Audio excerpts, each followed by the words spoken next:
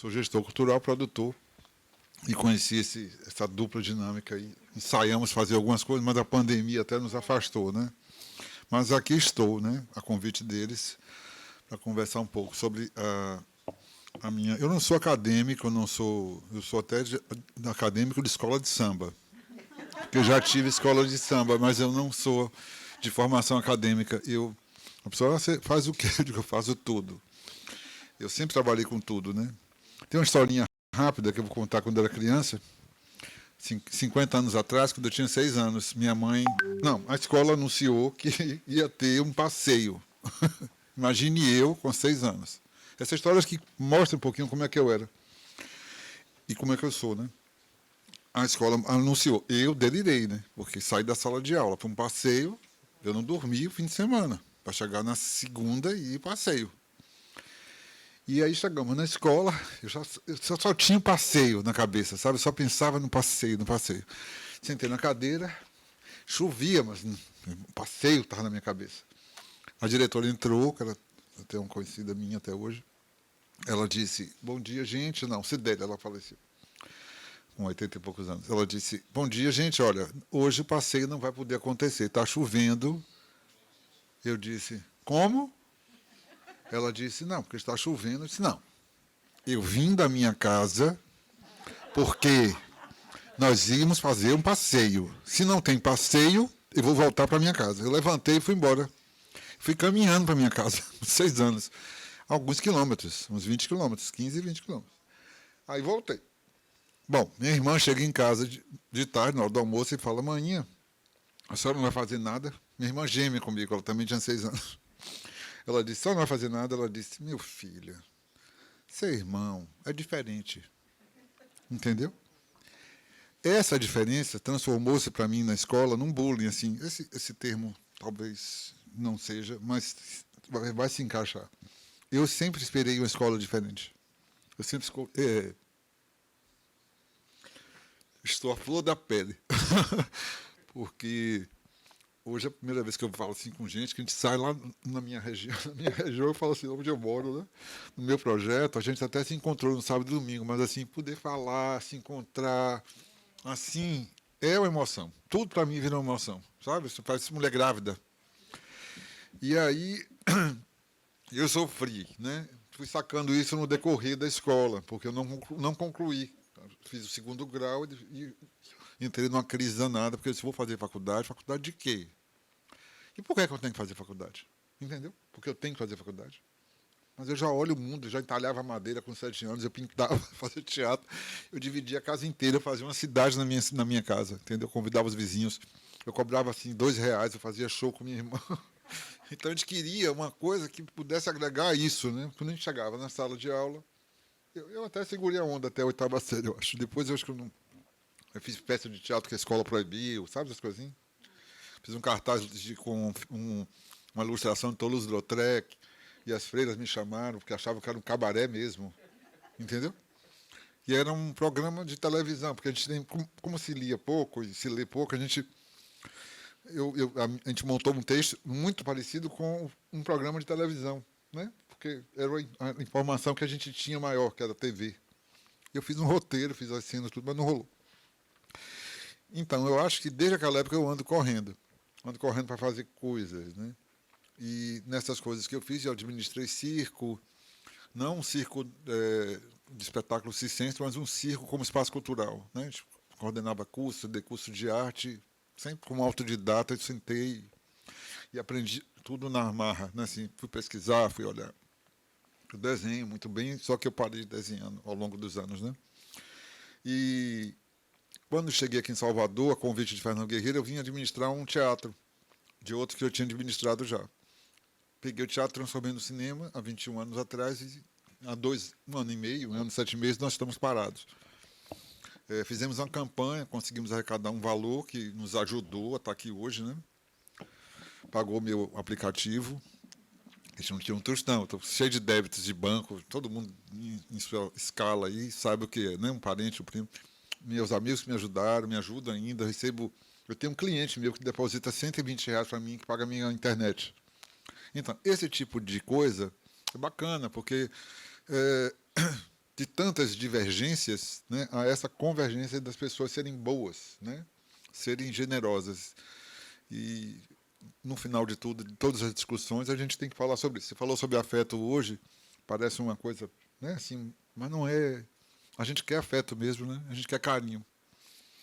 Eu espero hoje, na minha experiência na área de cultura, nós fizemos alguns encontros lá de cinema, que é a área de educação, assim, que eu entrei, né? Eu não sou da área de educação, sou da área de cultura. Então, eu sempre fiz coisas com estudantes. E, nesses últimos anos, realizei projetos Cine Diálogo com a Faculdade Unijorge, né? Fiz alguns outros com outras universidades e esse da Unijorge foi muito bacana, foi o último que eu fiz. Cine Diálogo. A gente levou 1.900 estudantes para discutir, bater papo depois de um filme. É uma experiência linda, é um absurdo, porque eu fiz uma curadoria conversando com os coordenadores, aquelas meninas que vão fazer, tem um nomezinho em inglês, né? Que faz aqueles contatos com estudantes, tem um nome. É, Supervisora de educação, né? Orientadora. aí a gente conversou e elas trouxeram temas que eu nem pensava que eles iam encarar na escola na universidade particular, né? Nas escolas particulares, na verdade, que a Unijorge patrocinava e eu levei estudantes da rede pública e eu misturei com a rede particular. Foi uma experiência ótima também, porque a rede pública se comporta lindamente. Às vezes, bem raramente, a rede particular, às vezes, mas no geral todo mundo se comporta legal. Porque pela falta de experiência de sair, né? Muitas vezes a criança fica, né, sem saber o que está ali fazendo, perde, né? Ela fica tão emocionada que ela começa a derrubar tudo. E a gente olha e entende, né? E desses bate-papo eu fiz a abertura convidando 100 professores. A gente fez a abertura, eu convidei uma professora especial de Minas, esqueci o nome dela, que eu vou esquecer sempre, que ela veio falar, abrir esse encontro, falando da relação do cinema, da importância e tal. Foi uma coisa bem gostosa. Fiz um café, confraternizamos com os professores e depois a gente começou o projeto. O projeto é 2 ônibus, né? Lanche na saída, na entrada eles sentam na cadeira, assistem um filme, a gente bate um papo, eu aviso quem vai conversar, acaba o filme, a gente começa a conversar. Então o tema foi racismo, né? Foi 2 anos atrás, 3 anos atrás. Foram temas que eu não achava que a escola particular, e eu, assim, não por ignorância minha mesmo, não que o tema não me permitisse falar, mas eu achava que não era atrativo, né? Ah, meu Mário, foi massa, os meninos participaram, e com o cinema nacional, ainda melhor ainda, o cinema nacional tem muita coisa boa para colocar em debate.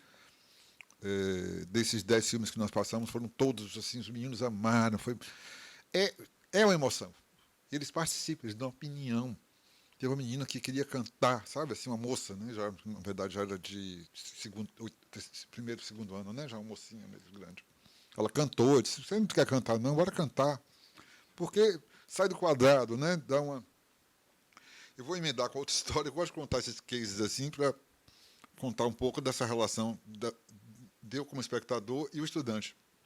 E eu fui convidado pela Unijorge para fazer a abertura com eles, que eles gostam de mim, como vocês, como a gente se conheceu, né? Conversando, falando nas nossas histórias, essas histórias que enriquecem a vida da gente ao repetir e colaboram com os outros.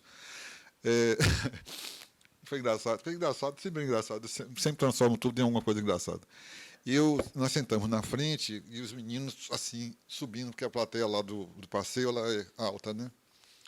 É, e tinham 3 pessoas para falar. Eu, uma cineasta, que é professora, que não está mais lá agora, esqueci o nome de todo mundo, esqueço. Tinha uma coordenadora do curso, né, que era um curso de cinema. Então, tinham 30 ou 40 alunos que iam começar um curso de cinema. Então, ela me chamou e disse, Marcelo, vamos embora fazer essa inaugural de manhã aqui e tal. Eu disse, vamos. Cada uma falou e eu observando o desinteresse deles, no meu caso. Eu precisava observar alguma coisa. Eu observei o desinteresse. Claro, havia algum interesse, mas eu observei o desinteresse. Onde é que está o desinteresse deles em olhando para elas? E eu observei que elas falavam também algumas coisas. Isso é crítica, né? Mas não é uma crítica destrutiva, porque eu gosto de todo mundo lá, todo mundo me adora. O ar-condicionado está baixo aqui, eu sinto um pouco de frio. Mas Tudo bem. Às vezes minha voz vai fazer assim. E aí. Tá bem gelada. Onde é que eu estava? Sim, aí os estudantes estavam bem dispersos, muitos, né, no celular, falando no celular, então lá você fica assim olhando. E eu vi uma professora falar de Glauber, né, para alguém que está começando um curso de cinema, como se Glauber fosse uma coisa fácil. Não que ela não tivesse aqui falando, não estou julgando nada, viu? Só estou contando a história, é um caos. E eu daqui olhando os meninos lá. Ela, observe, eu não falaria de Glauber de cara, porque eu acho que Glauber precisa de um tempo, né? Uma segunda pessoa, você fala, vá assistir Glauber que você vai adorar. Epa, né? A pessoa chega e fala, nunca mais fale comigo, né? Porque sem contextualizar, sem pode ser até que a pessoa goste de fato da linguagem, mas dificilmente, né? É como Macunaíma, né? A pessoa ou tem um livro né, que estudando, inclusive eu achava que devia ter um para Glauber, né? Mais livros falando, dissecando, sem complicações, para transformar mesmo a coisa mais palpável, né? Palatável. Obrigado. É a ausência da palavra, tanto tempo sem falar muito. Não sei o tempo que fala, eu vou. Ah, então. Eles falavam. Aí você me diz assim, na hora você. Tá. Aí os meninos, tá, aquela dispersão, todo mundo no celular, e eu só olhando. Quando chegou a minha vez, eu disse, safados. Eu disse, bom dia. Eu falei, bom dia. Meu nome é Marcelo. Na verdade, meu nome é Marcela. Eu sou operada. Porque eles estavam tão dispersos que eu disse, vou fazer alguma coisa assim para deixar todo mundo, sabe assim? Hã? De fato. Aí funcionou. Eu fiz teatro muito tempo, né? E no teatro a minha paixão foi sempre a comunicação. A forma de construir uma ideia, de fazer alguém olhar para você, até hoje para mim, para vocês, eu acredito que seja a luta é levar alguém a olhar nos seus olhos e ouvir o que você está falando. É muito difícil. Né? Às vezes você começa até a embalar, daqui a pouco você já está em Nova York, Amsterdã, Itabuna, e você não está mais vendo nem a pessoa, né? Pelas razões, enfim, até, às vezes até pelo embalar da voz do locutor, né? Da pessoa que está falando. Então, esse lugar da fala, né, que é do professor, que às vezes todo mundo vira um pouco professor, com meu sobrinho em casa, conversando com ele, né, quando ele começa a falar um monte de besteira, ao invés de eu discordar, eu faço, que legal, né? Que legal. Entendeu? Que legal. Você vai para o quarto, respira, né? Que você não precisa discordar sempre, né? Na formação de um jovem. Eu converso muito com uma amiga minha que é mãe. Eu disse, poxa, eu falei isso para ele. Enfim. Então, esse exercício de lidar, de educar, né? Um exercício com essas novas tecnologias, com as coisas que o mundo vai... Eu tenho 56 anos, né? Já vivi muita coisa. Vivi os anos 80. Eu li esses dias que ninguém mais vai ter o que eu vivi. Achei tão fantástico. Porque quem viveu os anos 70, 80, já vai ser outro mundo mesmo, totalmente diferente como quem viveu era do rádio, né? E numa velocidade suprassônica, né? As coisas acontecendo assim, muito rápido. Então é isso que eu tenho a contar, são as minhas experiências sempre de vida, né? Em relação à plateia, público, a jovem, as coisas que eu decidi fazer. Já fiz teatro muito, já fiz teatro em caminhão, em cima de caminhão, para gente no interior. Eu sempre fiz coisas, eu sempre me comuniquei. Né? Eu acho que a questão é essa. Como é que a escola, como é que a educação pode comunicar? Não quero deixar de lição de vida, né, para ninguém, mas como é que essa comunicação pode se estimular, né? É uma eterna conversa, por isso eu parabenizo estar aqui hoje, vocês, né? E parabenizo vocês também que toparam, porque e os próximos encontros que terão. Possivelmente vocês vão escrever, eu digo assim, ao longo, né? Isso vai virando, né, uma revista virtual de assuntos, né? Propondo. Daqui sai uma proposta para um próximo encontro, né? Eu não sei se estou falando longe, estou falando perto. Dá para ouvir, né? Porque sem o microfone eu não ouve aqui? Ótimo. Não, porque Eu acho que a questão é filmar, como vai sair. exato. Sim. Se não perde a voz lá. Você devia ter avisado. Que eu estava ó, fazendo efeitos aqui de... Tá bom, prazer, estou aqui. Qualquer coisa a gente vai tocando. Estou abrindo a sala agora de cinema no dia 7 do MAN. Vai ser a primeira sala que a gente vai abrir, porque lá está com a exposição Lina. Lina Bobagem, um acervo, uma curadoria de um amigo, Rangel, que fez juntou o acervo do MAN com um acervo de Lina, e é fantástica a exposição, uma experiência ótima. Sábado e domingo tem chorinho, tá lindo lá, né? Tem o pôr do sol, crianças correndo, então assim, sabe, parece um filme. Domingo eu fui lá, porque sábado eu não fui, mas domingo eu fui. Fiquei sentado só assistindo o espetáculo da vida, né? Que é o grande. Muito obrigado. Obrigado a você, Marcos. Eu gostaria só de saber de você, Marcos, fazer uma pergunta rápida, porque nós vamos ouvir as outras, né, palestrantes, o pessoal, os debatedores. É uma mesa redonda, né? Então, saber de você como as escolas, como nós podemos ajudar, né, o cinema a estar mais presente na sala de aula. Porque se fala tanto em itinerários formativos, né? Se fala em um novo estudante, um novo ensino médio. Então, como é que o cinema pode, de fato, ganhar espaço na escola? Vai responder agora? Não, pode ser depois também, não precisa ser agora. É só vai pensando, eu acho interessante que Ou ideias, ou... Eu acho que pode. Pode surgir. Então, pronto. Já alguma ideia, mas a gente Pronto. vai falar então um pouco. Vamos testando. Eu estou falando porque, como eu estou aquecido já da conversa do escola, de cinema e tal, talvez seja agora. Mas na próxima você pode deixar. Estamos em casa. Eu vou falar um pouquinho, mas eu acho que ainda tem coisas, que sugestão de vocês também, da plateia, né, que queiram falar alguma coisa. Eu acho que, primeiro, as pessoas que vão poder sugerir isso para a escola, né, no caso, eu sugiro aos ouvintes, mas a escola tem que encarar. A sala de arte é um bom exemplo disso como produto, né, porque se fala assim, um museu, uma escola de arte, uma galeria, um livro, ainda que esteja relacionado à educação, nem necessariamente está no universo daquela pessoa que administra, né? Nem por causa da agenda, por causa de um monte, não por ignorância, não é por isso, mas é de prioridade, né? Com demanda, filho, mulher, neto, não sei o quê, avó, não sei quem, termina você não tendo tempo, né? Muitas vezes. E esse tempo, esse ensinamento da própria pandemia, né, de você se dar esse tempo. Eu sei que meus amigos da universidade trabalham muito mais depois na pandemia. Isso é uma coisa cruel. Isso é uma pauta. Ele trabalha de segunda a domingo. Segunda e segunda. Por quê? Porque tem que fazer não sei o quê, relatório não sei o quê. Se ele não responder os e-mails que ele recebe dos alunos, ele recebe não sei o quê, uma verificação menos que ele pode ser demitido.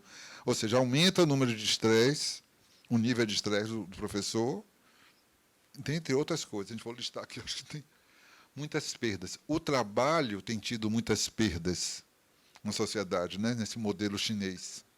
Eu chamo de chinês porque eu acho assim, a China já está vindo com tsunami há muito tempo, chegou mudando tudo, para, né, nossa forma de viver. E a gente está aceitando porque, não duvide, aqui quase tudo dessa mesa deve ser chinês. Né? Esse spray, essa laminada de madeira, eles estão dominando. Então, voltando para o cinema, para que alguém indique, é bacana que a pessoa faça hábito. Então, a escola, eu aconselho, a escola passar para os professores uma relação de proximidade com o cinema, né, principalmente brasileiro, vamos dizer assim, que às vezes o europeu choca muito por causa que é lento o filme, porque, né, e tem filmes brasileiros muito bons, muito bons. E podia até dialogar com a sala de arte, que a gente tem um grupo de pessoas que a gente pode chamar de curadores, né, que pode se indicar para essas escolas o conteúdo para levar para os professores, para daí os professores se abastecerem. Né? Eu acho que é interessante, porque isso também sai da caixinha. Se a gente está falando aqui de educar, né, e de uma forma diferente, cinema é muito bacana. É uma experiência de sociabilizar, né, as pessoas, delas estarem em grupo, levantar a mão e falar o que pensa, né, tremer antes de falar. Quantas vezes a gente não treme antes de falar, né, dizer uma opinião, né? E essa opinião que você fala aquele dia, você passa o dia inteiro pensando, eu disse aquilo, eu tive coragem. Né? Quando a gente é mais novo, não precisa nem ser mais novo, acho que se você não tem o hábito de falar, a gente fica tenso, né? Uma peça de teatro, por exemplo, por mais que você faça ela 10 vezes, você fica tenso na hora de entrar. Eu fiz teatro 15 anos. Até que eu comecei a esquecer os textos. Porque eu já estava produtor, né? Aí você começa a olhar para a roupa da colega, o microfone, o fio, não sei o quê. Aí você não se concentra. Mas eu gosto muito de cenografia e tudo. Então, eu acho que a importância é essa, tem que escalonar, né? Que os professores tenham uma relação com o cinema, para que os alunos tenham uma relação com o cinema, para que os pais recebam do filho essas influências, né, positivas, né? Que o filho também leva da escola. Se tiver grandes encontros, assim, como tem outras coisas, gincana, né? Outras atividades. O cinema seja uma perna, sabe? Para criação, para solicitação de redação, né? Porque, menina, tanto filme bom. Ave Maria. Muito filme bom. Muito. Se não completou, aí depois você... Eu quero comentar. Obrigado. Tá. Posso comentar esse ponto? Se você quiser passar logo o microfone. Estraga o microfone. Eu vou falar com a máscara. Não tem problema. Eu estou assim, eu estou tipo feliz. Bom, aqui todo mundo ouve? Nessa altura aqui? Está ótimo? Pronto. Primeiro, agradecer muito a Marcelo. Eu comentava com ele ali no particular, como é difícil empreender no Brasil, como é difícil empreender na Bahia e como é difícil empreender em arte. Não é? Por quê? Porque nós não temos, na nossa cultura, não é? O consumir, né? Já que nós somos de uma cultura de consumo, o consumir arte. E por que não temos? Porque, primeiro, a arte não deveria ser para consumo, né? Mas para apreciação. Então, essa discussão sobre o cinema na escola é uma discussão importante. E o que eu quero agregar é em relação a... Quando a gente leva a arte para a escola, a arte, com que propósito a gente está levando a arte para a escola? A gente quer, com o propósito de apreciação, é para começar a gostar daquilo? Se é para gostar daquilo, não vamos didatizar, não vamos escolarizar. Porque o que mata a arte é a escolarização. O que mata o poema é pegar o poema para estudar a gramática do poema. Acabou com o poema. Né? A gente pode enterrar o poema. Porque o menino jamais gostará daquela leitura. Porque aquela leitura chega para ele ácida, analítica. E isso é para a arte, de um modo geral. Então, se eu quero que os meninos e meninas dessa escola que eu trabalho, pode ser escola pública, pode ser escola particular, são crianças, são adolescentes, e isso os une. Isso os une. Né? Quando a gente trabalha com crianças e adolescentes de diferentes camadas sociais, a gente observa o que é igual entre eles. Então, a criatividade, a vontade de aprender, a vontade de se rebelar, quando chega a idade de se rebelar. Então, a arte na escola precisa entrar, primeiro, com uma apreciação. Apreciar. Apreciar uma boa literatura. Apreciar uma boa tela. Apreciar um bom cinema, né? Um bom filme. Eles começam gostando de besterol. É verdade, começam. Todos querem assistir Minha Mãe é uma Peça. Ok, vamos começar com Minha Mãe é uma Peça. Não vamos ter preconceito, não é? Por quê? Porque quando a gente está investindo no Minha Mãe é uma Peça, a gente está investindo na apreciação e na construção do que Marcelo foi chamando de hábito, né? E que eu chamo de comportamento. Comportamento de apreciador da arte, comportamento de leitor. Né?